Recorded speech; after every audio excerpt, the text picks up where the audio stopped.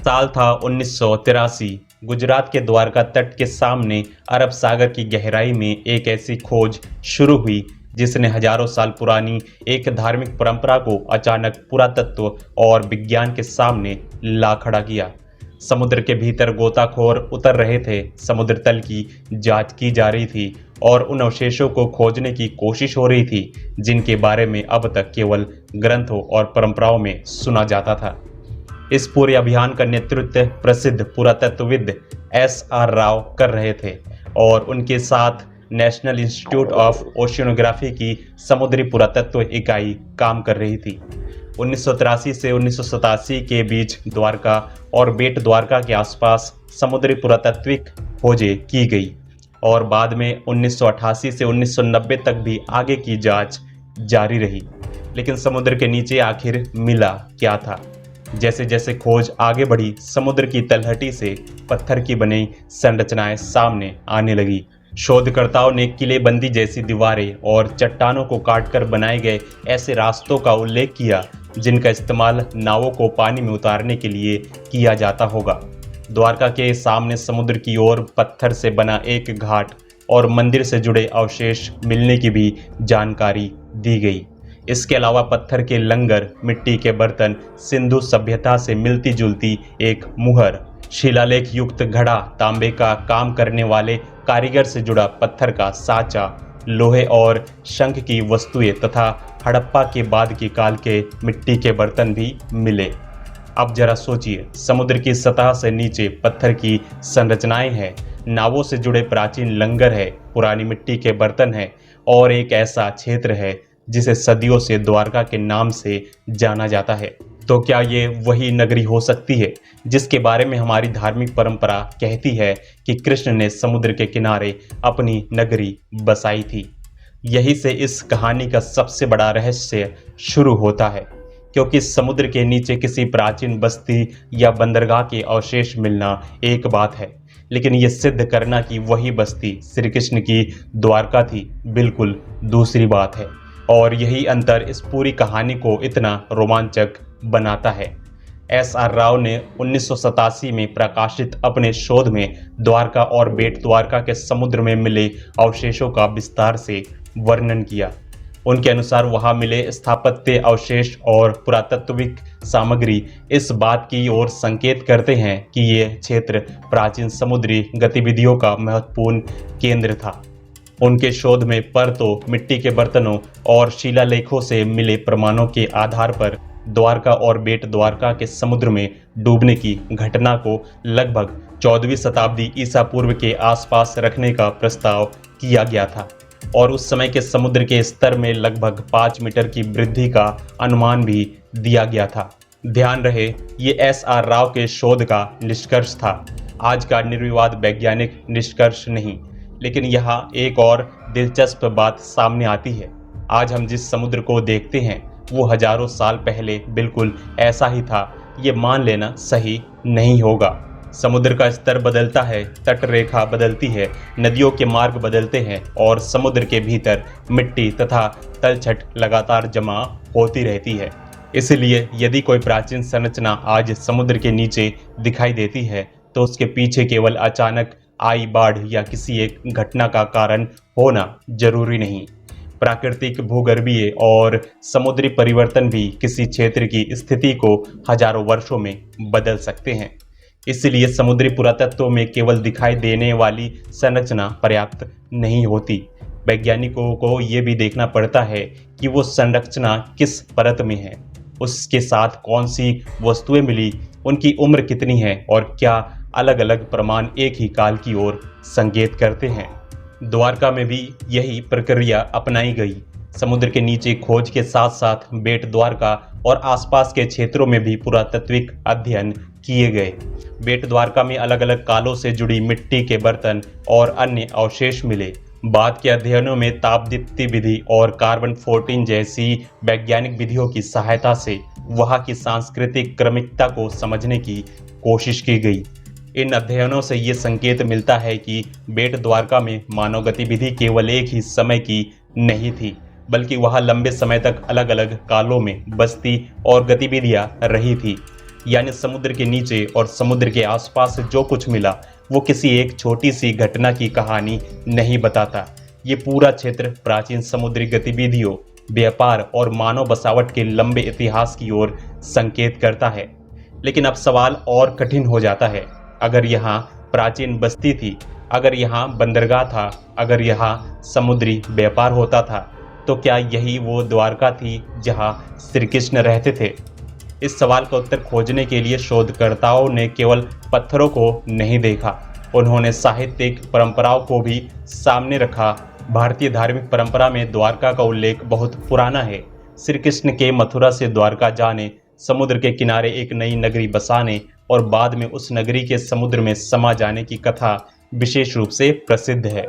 महाभारत के मौसल पर्व में कृष्ण के प्रस्थान के बाद द्वारका के समुद्र में डूबने का वर्णन मिलता है। यही वो साहित्यिक परंपरा है जिसने समुद्र के नीचे मिली संरचनाओं को लेकर लोगों की जिज्ञासा और बढ़ा दी। क्योंकि एक तरफ हमारे पास प्राचीन साहित्य में समुद्र से जुड़ी द्वारका की कथा है और दूसरी तरफ उसी क्षेत्र के समुद्र में प्राचीन मानव गतिविधियों के पुरातात्विक प्रमाण। क्या दोनों बातें एक ही घटना की ओर इशारा कर रही है, या फिर हजारों वर्षों में अलग अलग कालों की कई बस्तियां इसी तट पर आती जाती रही और बाद में धार्मिक परंपरा ने इस क्षेत्र को श्री कृष्ण की द्वारका के रूप में संरक्षित कर लिया? यही वो जगह है जहां इतिहास हमें रोक देखता है और शायद यही द्वारका का सबसे बड़ा रहस्य भी है। S.R. राव का मतलब इस विषय में काफ़ी महत्वपूर्ण था। उन्होंने समुद्र के भीतर और जमीन पर मिले प्रमाणों को साहित्यिक विवरणों के साथ मिलाकर इस प्राचीन बंदरगाह की पहचान महाभारत की द्वारका से जोड़ने का तर्क प्रस्तुत किया। उनके अनुसार उपलब्ध पुरातात्विक और साहित्यिक संकेतों को साथ देखने पर इस पहचान को गंभीरता से लिया जा सकता था। 1988 और 1989 की आगे की खोजों में भी उन्होंने समुद्र के भीतर मिले अवशेषों और प्राचीन साहित्य के बीच संबंधों पर चर्चा की। लेकिन वैज्ञानिक शोध की खूबसूरती यही है कि एक शोधकर्ता का निष्कर्ष अंतिम सत्य नहीं माना जाता।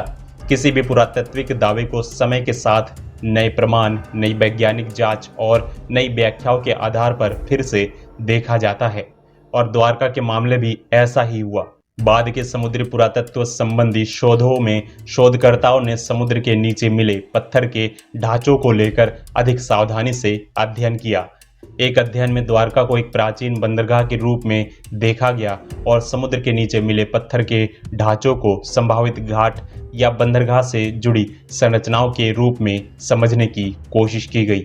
अलग अलग प्रकार के पत्थर के लंगरों की बड़ी संख्या ने इस संभावना को मजबूत किया कि द्वारका क्षेत्र में प्राचीन काल से समुद्री गतिविधियां महत्वपूर्ण रही थी। लेकिन ध्यान दीजिए, यहाँ प्राचीन बंदरगाह का प्रमाण और श्री कृष्ण की द्वारका का प्रमाण एक ही चीज नहीं है। एक बंदरगाह का होना ये दिखाता है कि यहाँ समुद्री गतिविधि थी। एक प्राचीन नगर का होना ये दिखाता है कि यहाँ संगठित मानव बस्ती थी। समुद्र के नीचे संरचनाएं मिलना ये दिखाता है कि तटरेखा और समुद्री परिस्थितियों में बड़े परिवर्तन हुए हो सकते हैं। लेकिन इन सब को श्री कृष्ण के जीवन काल और महाभारत की द्वारका से जोड़ने के लिए हमें समय क्रम को बहुत सावधानी से देखना पड़ता है। यही कारण है कि द्वारका पर चर्चा करते समय केवल एक तारीख बोल देना पर्याप्त नहीं है। उदाहरण के लिए 1987 में S.R. राव के शोध ने लगभग 14वीं शताब्दी ईसा पूर्व के आसपास समुद्र में डूबने की घटना का प्रस्ताव रखा था। दूसरी ओर बाद के अध्ययनों में अलग अलग स्थानों और वस्तुओं की जांच से अलग अलग कालखंड सामने आए।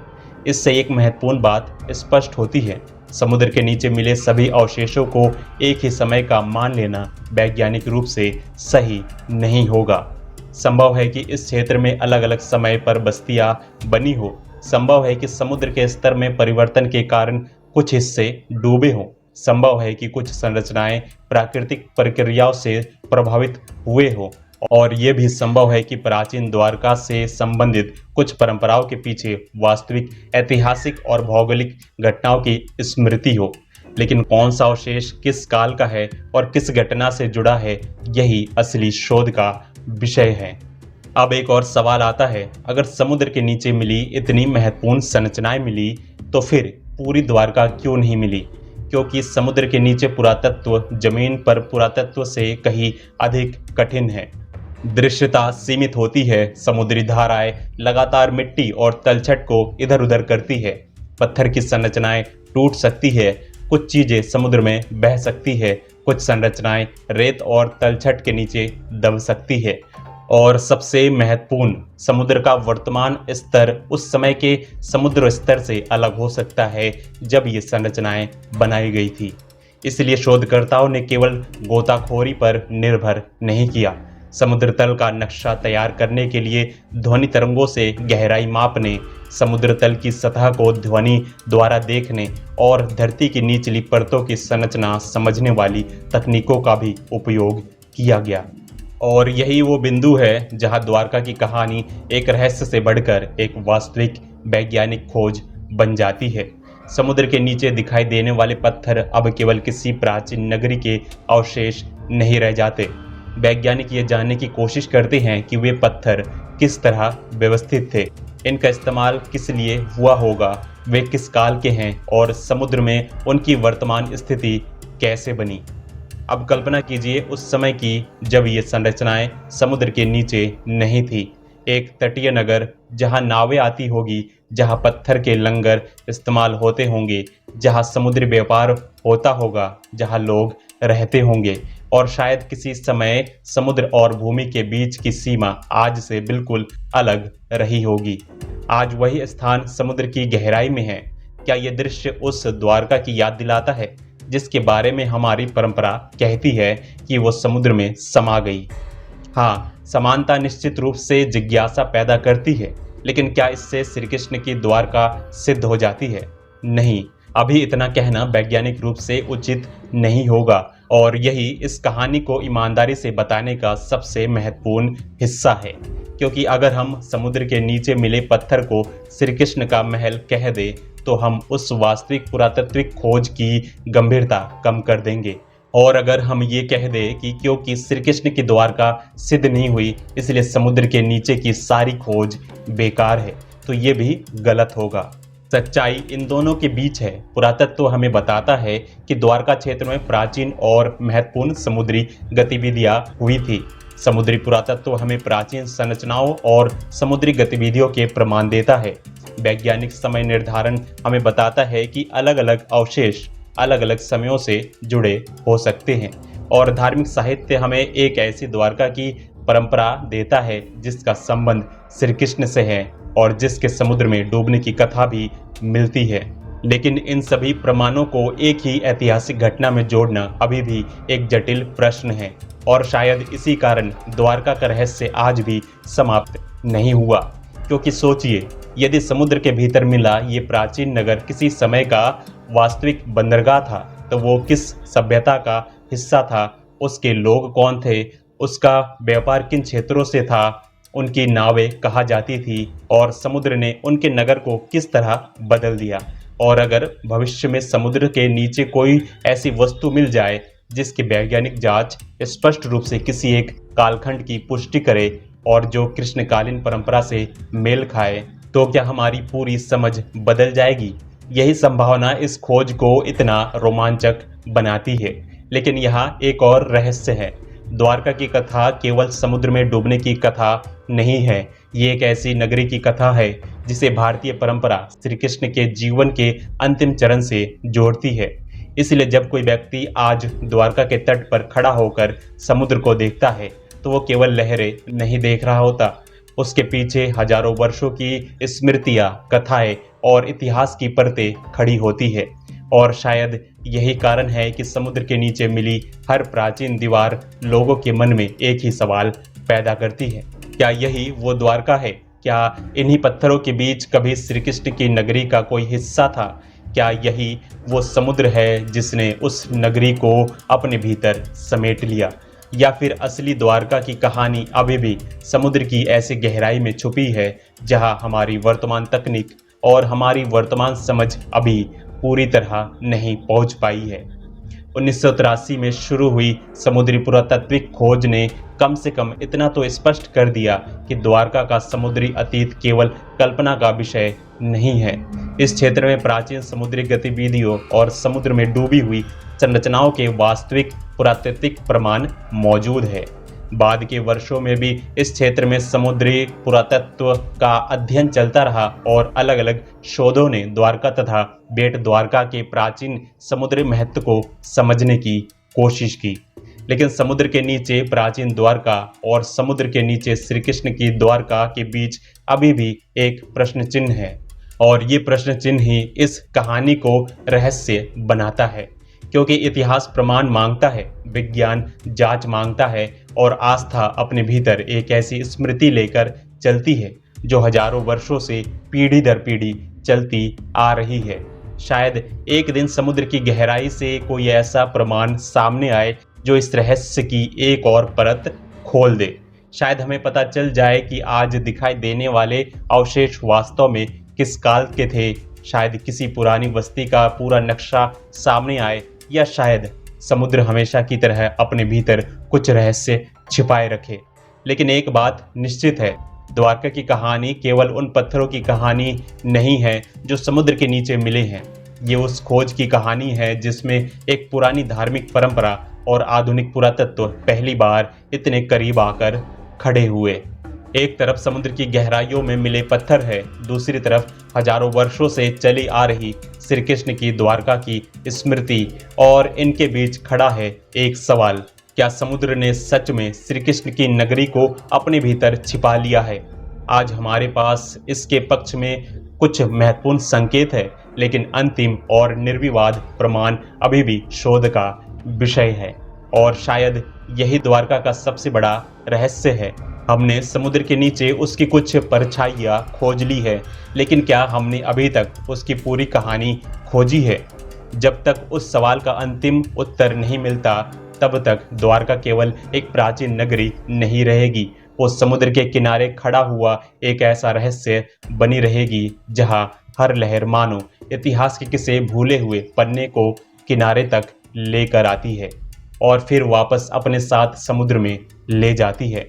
कौन जानता है उन गहराइयों में अभी कितना रहस्य छिपा है, कितनी कहानियां दब चुकी है, और शायद उस प्राचीन द्वारका का कितना हिस्सा आज भी हमारी आंखों से ओझल है। तो प्रेम से बोलिए राधे राधे, जय श्री कृष्ण।